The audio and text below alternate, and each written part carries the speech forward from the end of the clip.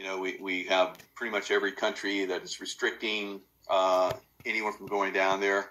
Why is that? What is down there? And I think we're going to see that the world as we know it, just as a globe, as everything like that. Might have lost you there, Michael.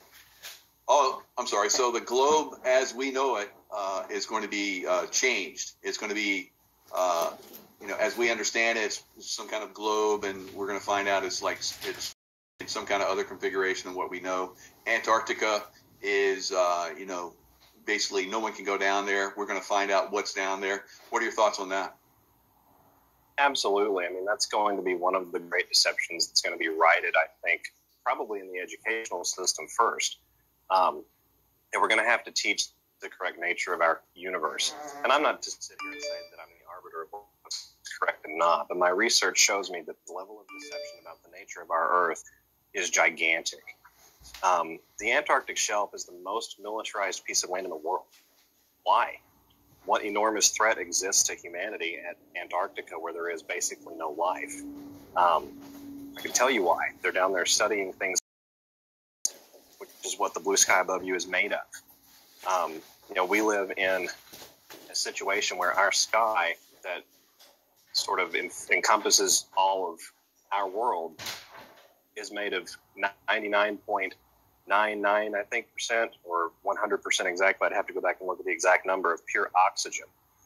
This is a compressed vessel that we live inside of. One of the things that confirms for us that these idiots at the top can't let us know is that we are created beings. This earth was made for us. It is symbiotic with us. We live and breathe off of it, interact with it at the non-physical level. We interact with it at the physical. The shelf is hiding many more secrets besides just the sky ice. But the point is, we're going to learn all of this as we go through the awakening process, because that is how we ride the boat. It's how we remake the earth in the image and likeness of the Creator. That's what we're supposed to be here doing. This life was never meant to be suffering. This life was never meant to send you to a job 40 hours a week and then financially restrict you such to the point that you were not able to function. This life was always supposed to be fun, and that's how we get back to it.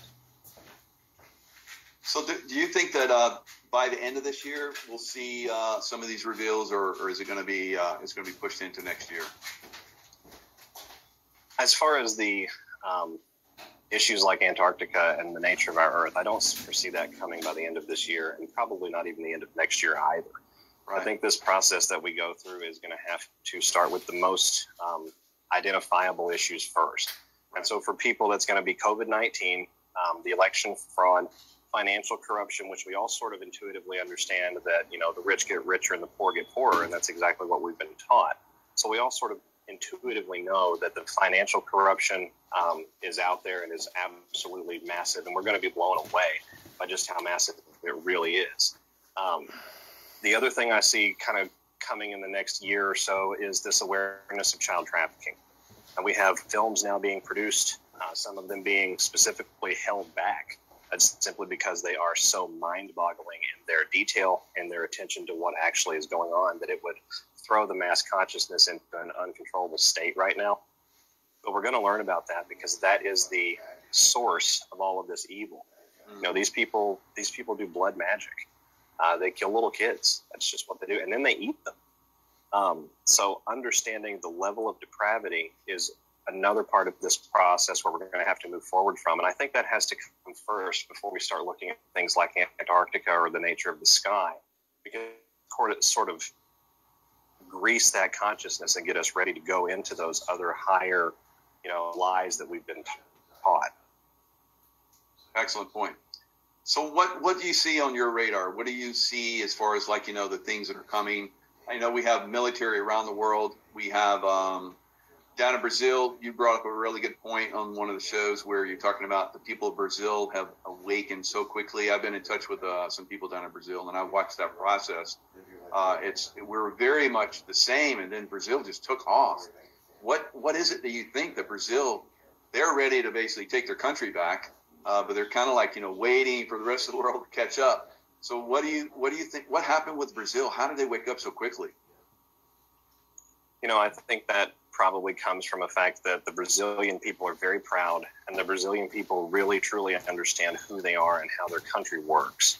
And that's part of the shortfall of Americans on this end, is that we've been so brainwashed because we had to be, because we were the largest economy in the world, the most powerful military in the world, the most well-armed citizenry in the world. We had to be kept in that sleeper state, or the cabal was never going to be able to maintain control. So the Brazilian people have an acute awareness of who they are, how their system works, and as soon as they saw this happen, they knew military is the only way.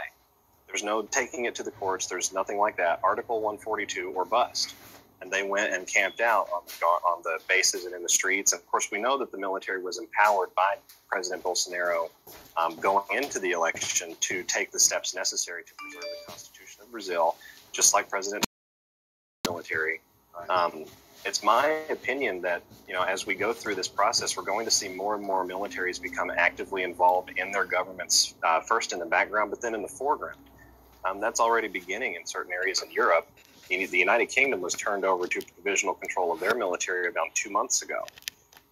As we go through this process, we're going to see a lot of governments go down for the COVID-19, and we're going to have these provisional setups already ready to go. And so that's part of this process. Wow, that's fantastic. So there's people in the chat. They're asking this one question. It's been on a lot of people's minds.